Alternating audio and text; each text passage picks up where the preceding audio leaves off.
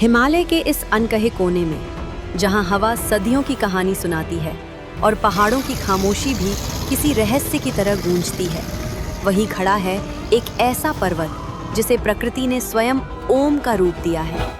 लेकिन ओम पर्वत तक जाने वाला रास्ता सिर्फ पहाड़ों का सफर नहीं, ये भीतर की एक यात्रा है। और जब ओम का वो आकार पहली बार नजर आता है तो दिल बस एक पल के लिए रुक जाता है। ये सिर्फ एक दृश्य नहीं, एक एहसास है, एक बुलावा। ये है ओम पर्वत।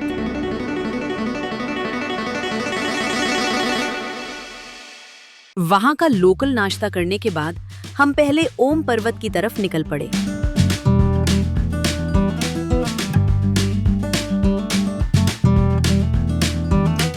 हमने बाइक चालू की और सफर शुरू हुआ ओम पर्वत की ओर। रास्ता बिल्कुल शांत, सिर्फ बाइक की हल्की आवाज और पत्थरों पर टायरों की खुरखुराहट। जैसे जैसे हम आगे बढ़े, रास्ता बदलने लगा। कहीं सड़क इतनी सकरी कि एक तरफ गहरी खाई और दूसरी तरफ ऊंची खड़ी चट्टानें। कभी पहाड़ों से ठंडी हवा का तेज झोंका तो कभी धूप एकदम नरम होकर हम पर गिरती हुई। इन ऊंचाइयों में हर मोड़ अपनी एक नई कहानी लिए बैठा होता है। एक जगह सड़क पर ग्लेशियर का पानी बह रहा था, धीरे धीरे, शांत, मानो हिमालय खुद हमारे रास्ते को साफ कर रहा हो। बाइक उस पानी से गुजरती है और एक पल ऐसा लगता है कि हम यात्रा नहीं कर रहे, हम किसी पवित्र स्थान की ओर खींचे जा रहे हैं।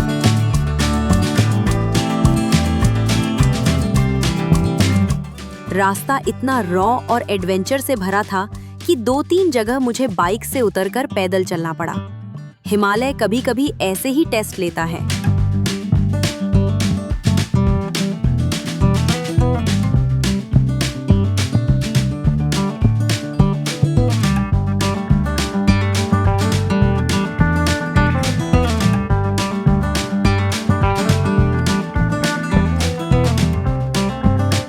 एक छोटे से ब्रेक के बाद हमने फिर अपनी राइड शुरू की। धारचूला से निकलने के बाद गुंजी के रास्ते में एक बार परमिट चेक होता है और ओम पर्वत के रास्ते में भी एक चेक पोस्ट आता है। वहाँ कैमरा अलाउड नहीं है, इसलिए हमने उसका फुटेज शूट नहीं किया।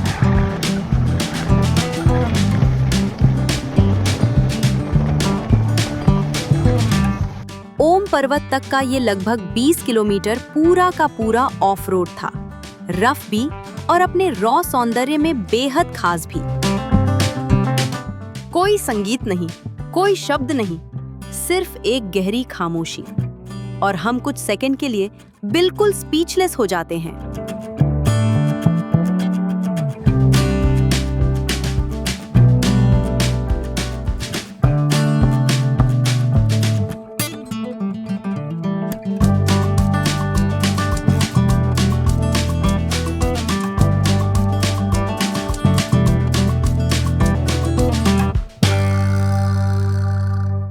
एक मोड़ के बाद दूर, बहुत दूर एक सफेद चमक दिखाई देती है। हम रुक जाते हैं। धीरे धीरे उस चमक से एक आकृति उभरती है, ओम। बर्फ की चट्टानों पर इतनी स्पष्ट, इतनी शांत कि दिल एक क्षण के लिए आवाज देना बंद कर देता है।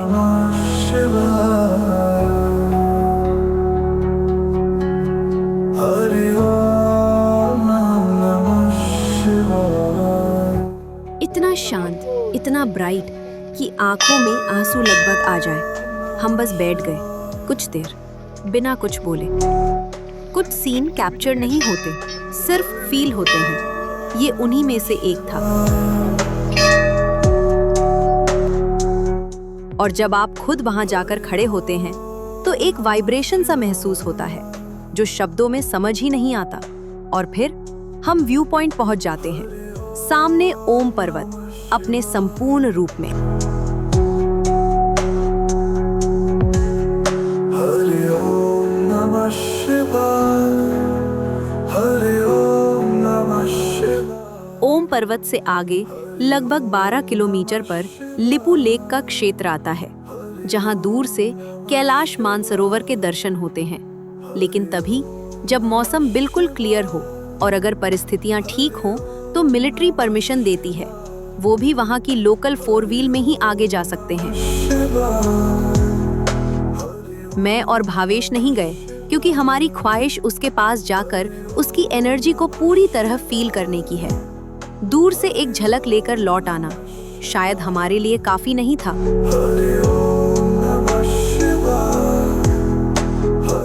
ओम पर्वत भारत और नेपाल की बॉर्डर पर स्थित है। हर यात्रा का एक पल दिल में बस जाता है। हमारे लिए वो पल यही था।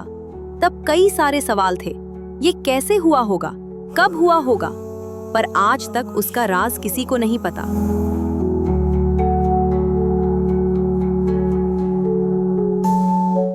वापसी का रास्ता जाने वाले रास्ते से हमेशा थोड़ा अलग लगता है। दिल हल्का, मन शांत, जैसे पहाड़ हमें कुछ देकर विदा कर रहे हों। ये धारचूला के वही भैया हैं जिनसे हमारी मुलाकात हुई थी। ओम पर्वत और आदि कैलाश के परमिट से लेकर पूरी यात्रा की अरेंजमेंट भी करते हैं। हरि ओम नमः शिवाय, हरि ओम नमः शिवाय।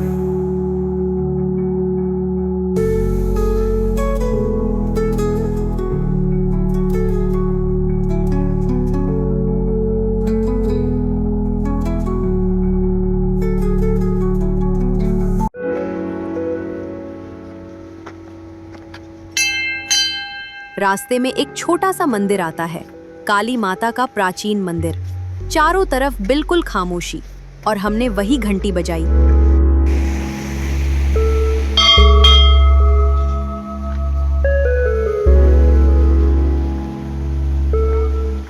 थोड़ा आगे हम उस जगह पहुंचे जहां काली नदी का जन्म होता है।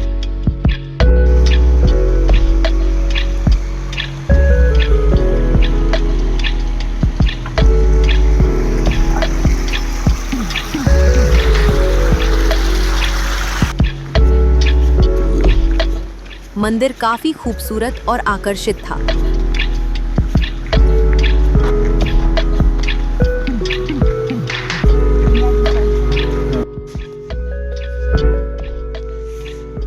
ओम चंद्राय मत्मय पवित्र पापा नासाय पदाराते नित्य लक्ष्मी सर्वदा।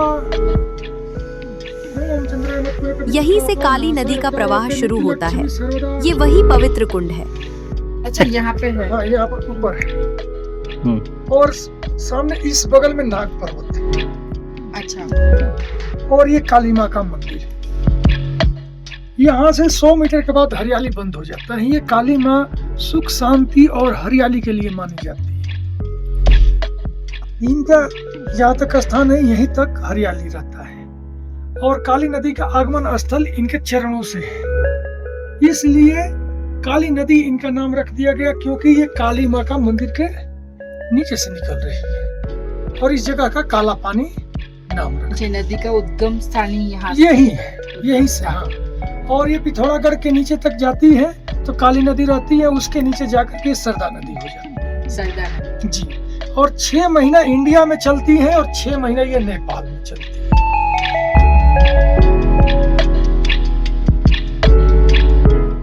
नहीं सिस्टर, ये अपने आप बंद हो जाती है, उधर चले जाती है।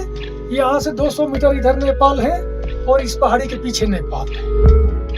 तो ये पानी यहाँ से बंद हो जाएगा, अपने आप उधर चालू हो जाएगा। 6 महीने 6 महीने भारत में। हाँ, 6 महीने भारत में रहता है, 6 महीने नेपाल में रहता है। इस नदी का स्रोत जो है कैलाश पर्वत से,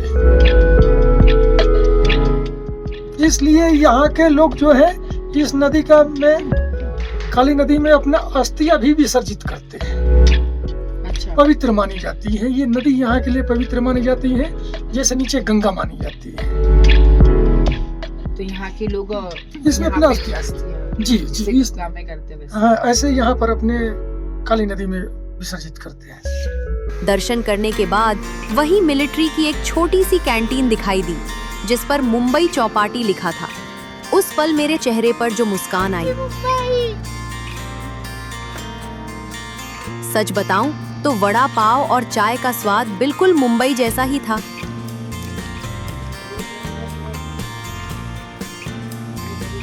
यहाँ पे कटलेट और चाय मिलना मतलब कोई 5 स्टार सर्विस से कम नहीं है। उसके बाद मैंने बाइनोक्यूलर से व्यास गुफा को और पास से देखने का प्रयास किया।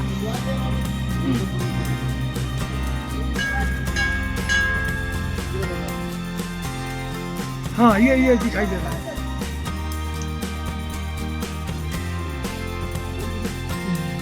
ओम पर्वत सिर्फ एक स्थान नहीं, वह एक एहसास है जो मन में बस जाता है।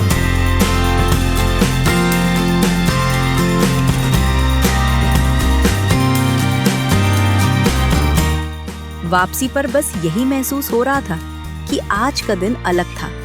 कुछ ऐसा मिला जो शब्दों में कहना मुश्किल है। वो ओम का निशान बार बार दिमाग में वापस आ रहा था, इतना साफ, इतना शांत। वापसी पर हम दोनों चुप थे, क्योंकि उस दिव्यता को शब्दों में बांध पाना मुमकिन ही नहीं था। गुंजी लौटते हुए एक ही बात थी मन में, यात्रा अभी बाकी है, अब अगली यात्रा है, आदि कैलाश। हर हर महादेव।